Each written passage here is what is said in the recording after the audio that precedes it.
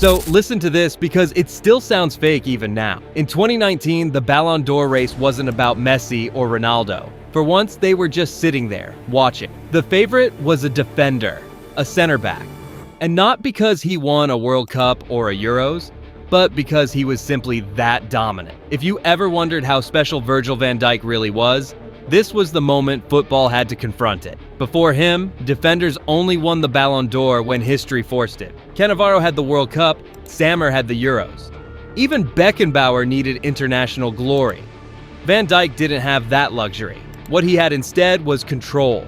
In one season, he took Liverpool from a defense that leaked goals for fun to the best clean sheet record the club had ever seen. He became the first defender in 14 years to win Premier League Player of the Season, walked away with Man of the Match in a Champions League final, and went an entire campaign without a single player dribbling past him. Not once. If that doesn't sound real to you, trust me, it barely sounded real back then either. And yet, people still complain. They said he didn't tackle enough. What they missed was that Van Dijk didn't need to tackle. His positioning did the work for him. He attempted fewer tackles than nearly every center back in the league, but when he was forced into a duel, he dominated. He won more aerial battles than defenders built like skyscrapers, and was only out-tackled by one man in the entire league. One journalist joked that his grandmother could play next to Van Dijk and Liverpool still wouldn't concede. Even Messi admitted he was different. But as incredible as that season was, it still wasn't the most impressive part of his story. Because just a few years earlier, Virgil van Dijk wasn't locking down the best attackers in the world. He was washing dishes in a restaurant. Literally. At 16, he was considered too slow. Not good enough to be a center back, stuck on the bench, always one mistake away from being released. Physically, he didn't stand out at all. In fact, his 14-year-old brother was taller than him at one point.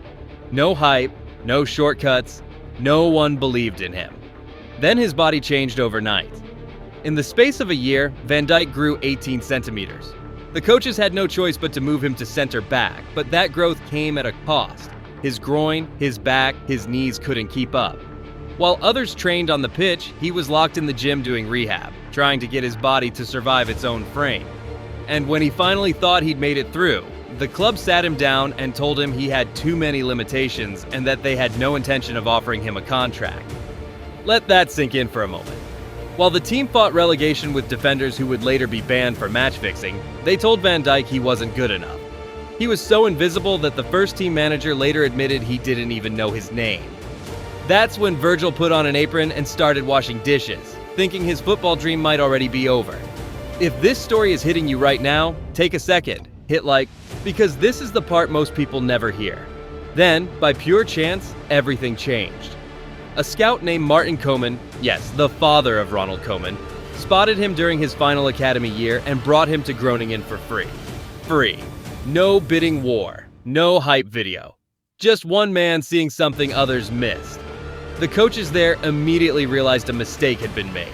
They said the same thing over and over. People mistook effortlessness for laziness.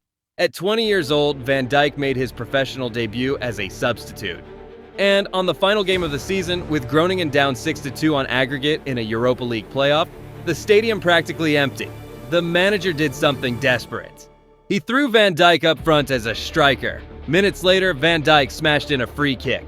Then his teammate scored a screamer, then Van Dijk slipped the ball through the keeper's legs to tie it. By extra time, the stadium was full again. People had heard what was happening on the radio and ran back inside. One of the greatest comebacks in Dutch football history had just happened, and a defender who almost quit the game was at the center of it.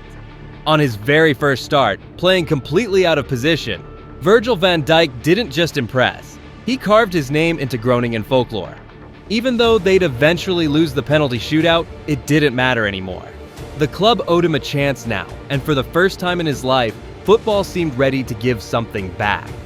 He became a regular almost immediately, starting nearly every match the following season, until football reminded him just how cruel it could be. After 23 straight starts, Van Dijk began feeling a sharp abdominal pain. The medical staff misread it. Days passed. By the time he finally reached the hospital, it was too late. His appendix had ruptured. Infection spread through his body, poisoning his kidneys. In his own words, at one point, they made him sign his own will. That's not exaggeration. His life was genuinely at risk. Emergency surgery saved him, but what came next nearly finished him as a footballer. He lost over 35 pounds during rehab. For weeks, he couldn't even stand up on his own. "My body was broken," he said later. "I was prepared for the worst." 5 months later, when he finally stepped back onto a pitch, everything felt different. The manager who had believed in him was gone. Momentum had vanished. Any sense of progress felt erased. But Van Dijk did the only thing he knew how to do. He worked. Groningen had the third worst attack in the entire league, scoring just 36 goals all season, yet somehow they still qualified for Europe. Why? Because Van Dijk turned their defense into a wall. If you're enjoying this story so far, take a second and like it, because what comes next is where everything changes. Despite that season, Dutch giants still ignored him. PSV chose Jeffrey Bruma. Ajax went for Mike van der Hoorn. For context, one bounced around on loans, the other faded out in England. Van Dijk? He was overlooked again, but hundreds of miles away in Scotland, someone noticed. When Celtic scouts showed Neil Lennon footage of multiple center backs, Van Dijk stood out so much that Lennon assumed Groningen must be hiding something. No club lets a player like that slip, right? Except they did. For just £2.6 million, Celtic got their man. 5 games in, Van Dijk was starting. Not long after that, he was untouchable. By February, Celtic broke the league record for consecutive clean sheets. Van Dijk wasn't just defending, he was running games, headers, free kicks, assists. At one point, he dribbled from his own half, glided past defenders, and casually rolled the ball into the net like he was bored. Celtic finished the season with 99 points and a single defeat. The next manager would later admit that Van Dijk told him the truth: he was bored. Scotland was too easy. The following season was even worse for everyone else. Celtic conceded just 17 goals all year, a league record. Van Dijk himself scored 10 goals and added 6 assists from center back. No penalties. Not even Sergio Ramos ever did that. Celtic's win rate literally doubled when he played. At that point, doors finally opened. Sunderland, Newcastle, Arsenal. But then Ronald Koeman called, and Van Dijk listened. For €16 million, he signed for Southampton, becoming the most expensive Dutch defender since Jaap Stam. On his Premier League debut, he made 0 tackles. 0. And yet Koeman called it a perfect performance. English football didn't understand it yet, but soon it would. Alongside Jose Fonte, Van Dijk led Southampton to 667 minutes without conceding a goal. They finished 6th, just 3 points off the Champions League, their best season in 31 years. Fans voted him Player of the Year, even with stars like Mané and Tadic in the squad. But this still wasn't peak Van Dijk. He was still bending to expectations, tackling more than he needed to, compromising parts of his game. Then came the heartbreak. Mané left, Fonte left. Van Dijk captained Southampton to famous wins, including beating Inter Milan, Arsenal, and Liverpool, carrying them to a League Cup final, and then his body failed him again. Season-ending injury, and while it wasn't his fault, interest in him exploded. Jurgen Klopp made an illegal approach. Southampton threatened legal action. Liverpool backed off. Van Dijk didn't. He handed in a transfer request. He went on strike. Fans felt betrayed. Even the £75 million world record fee didn't soften the anger when he finally left. But in hindsight, this was the turning point. Because once Van Dijk met Klopp, once he was trusted fully, once he stopped compromising, the defender football had been sleeping on for a decade was finally unleashed. In that first half season at Liverpool, Van Dijk averaged just 1 tackle per game, fewer than 87% of Premier League defenders. Sounds passive, right? Except for one detail. Only one player managed to dribble past him the entire time. Once. That was it. He had taken Paolo Maldini's famous line, "If I have to make a tackle, I've already made a mistake," and built his entire identity around it. Before him, Liverpool's defense was a punchline. Fans watched in disbelief as mistake followed mistake. Spartak Moscow held them to a draw. Sevilla put 5 past them. The entire system was built on the hope that Salah, Mané, and Firmino could simply outscore the chaos behind them. Then Van Dijk arrived, and the chaos stopped. Suddenly, that backline turned into a fortress. Porto couldn't score. Manchester City managed just 1 goal across 2 legs. Roma scared them for a moment, sure, but Liverpool still made the Champions League final. And let's be honest, no defender in history is stopping Gareth Bale's bicycle kick. Karius's mistakes aside, there was nothing to pin on Van Dijk.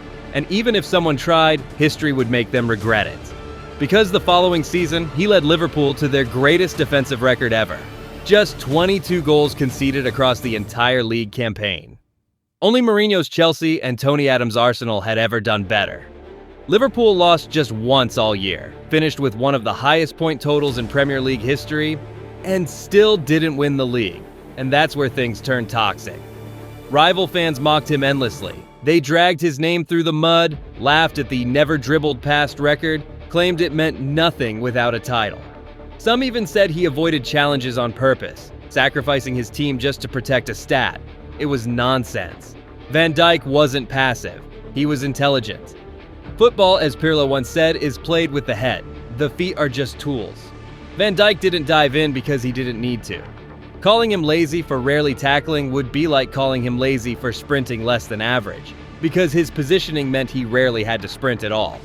If you're enjoying this breakdown so far, hit like, because this is where his story separates from everyone else's. There's a reason he became the first defender in 14 years to win the PFA Player of the Year, instead of it automatically going to a Manchester City player who actually won the league. As The Athletic put it, Van Dijk traded proactive defending for hyper-aware reactive defending, a sleeping giant whose presence alone repelled attacks. And if he did step in, he almost always won.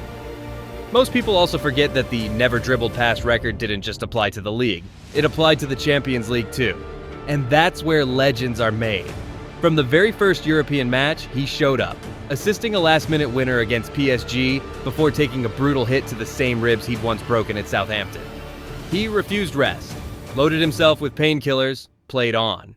When injuries sidelined Milner and Henderson, the squad held a vote, and just 10 months after arriving, Van Dijk was handed the captain's armband. In the knockouts, he missed the first leg against Bayern, returned for the second, and decided the tie himself. A ridiculous 50-yard assist to Mané, then the winning goal. Against Porto, he scored again. Against Barcelona, after losing 3-0 at Camp Nou, everyone remembers Wijnaldum and Origi. But it was Van Dijk who locked Messi down.